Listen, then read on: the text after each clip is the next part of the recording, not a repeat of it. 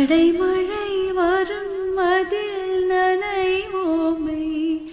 குளிர் காய்ச்சலோடு ஸ்நேகம்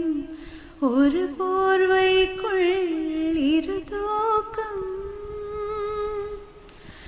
கொழு கொழு பொய்கள் சொல்லி என்னை வெல்வாய் அது தெரிந்தும் கூட அன்பே மனமதையேதான் எதிர்பார்க்கும்